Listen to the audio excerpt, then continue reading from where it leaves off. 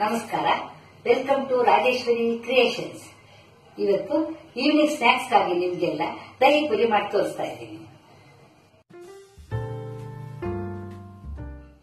ದಹಿ ಪುರಿಗೆ ಬೇಕಾಗುವ ಸಾಮಾನುಗಳು: ಪೂರಿ, ಕೊತ್ತಂಬರಿ ಸೊಪ್ಪು, ಸೇವ್, ಮೊಸರು, ಸಕ್ಕರೆ, ತುರಿದಿರುವ ಕ್ಯಾರೆಟ್, ಸಣ್ಣಗೆ ಹೆಚ್ಚಿರುವ ಈರುಳ್ಳಿ, ಉಪ್ಪು, ಸ್ಮ್ಯಾಶ್ ಮಾಡಿರುವ ಪೊಟ್ಯಾಟೊ, ಬೇಯಿಸಿರುವ ಬಟಾಣಿ, garam masala, red chilli powder, ಮೀಠಾ ಚಟ್ನಿ, ಖಾರ ಚಟ್ನಿ.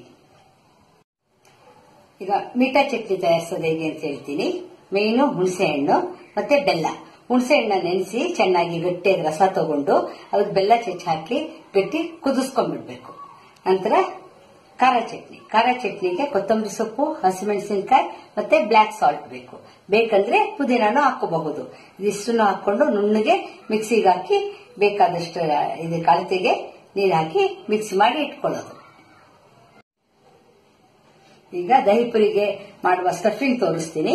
ಬೇಯಿಸಿ ಸ್ಮ್ಯಾಶ್ ಮಾಡಿ ಇಟ್ಕೊಂಡಿರೋ ಅಂತ ಪೊಟ್ಯಾಟೋನ ಒಂದು ಬೌಲಲ್ಲಿ ಹಾಕೊಳ್ಳಿ, ಅಗಲ ಇರೋ ಪಾತ್ರೆಗೆ.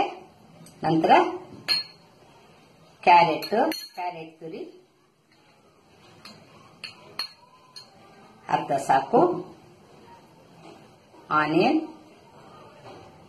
ಅರ್ಧ, ಮತ್ತೆ ಬೇಯಿಸಿಟ್ಟಿರುವ ಬಟಾಣಿ,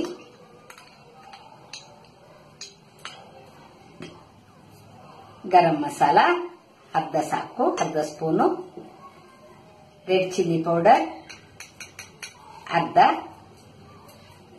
ಮತ್ತೆ ರುಚಿಗೆ ಉಪ್ಪು. ಇಷ್ಟನ್ನು ಹಾಕಿ ಚೆನ್ನಾಗಿ ಮಿಕ್ಸ್ ಮಾಡ್ಕೋಬೇಕು.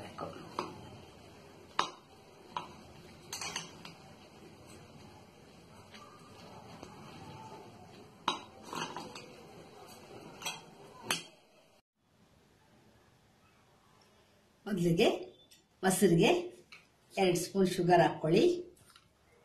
ಚೆನ್ನಾಗಿ ಮಿಕ್ಸ್ ಮಾಡಿ 5 ನಿಮಿಷ ಮೊದಲೇ ರೆಡಿ ಮಾಡಿ ಇಟ್ಕೊಳ್ಳಿ.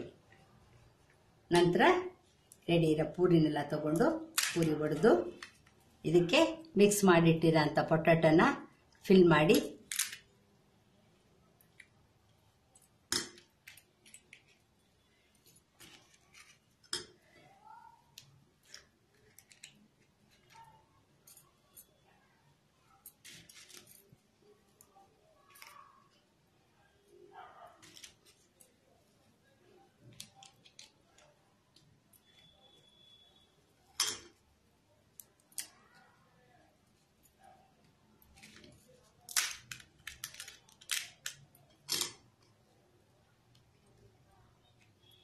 ಹೀಗೆ ಬೇಕಾದಷ್ಟು ಪೂರಿಗೆ ಎಲ್ಲ ಫಿಲ್ಲಿಂಗ್ ಮಾಡಿ ನಂತರ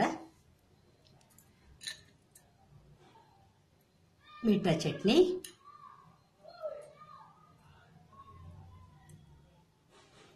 ಅರ್ಧ ಸ್ಪೂನು,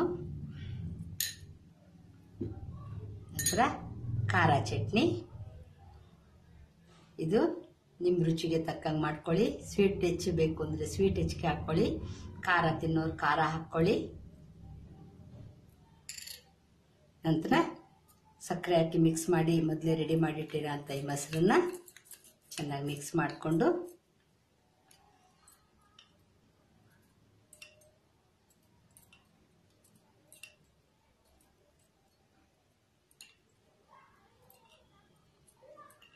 ಮೊದಲೇ ಫಿಲ್ ಮಾಡಿ ಇಟ್ಟಿರೋ ಅಂತ ಪೂರಿಗಳಿಗೆ 2 ಸ್ಪೂನ್ ಹಾಕಿ, 2 ಸ್ಪೂನು ಅಥವಾ 3 ಸ್ಪೂನು ನಿಮ್ಮಿಷ್ಟ. ನಂತರ ರೆಡ್ ಚಿಲ್ಲಿ ಪೌಡ್ರನ್ನ ಸ್ವಲ್ಪ ಮಾತ್ರ ಸ್ಪ್ರಿಂಕಲ್ ಮಾಡಬೇಕು. ಸೇವನ್ನ ಹಾಕಿ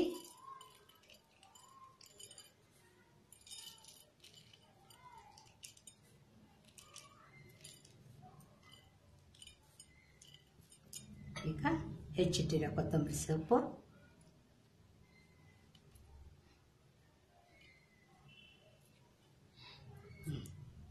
ನಿಮ್ಮ ದಹಿ ಪುರಿ ಚಾಟ್ ರೆಡಿ ಆಗಿದೆ.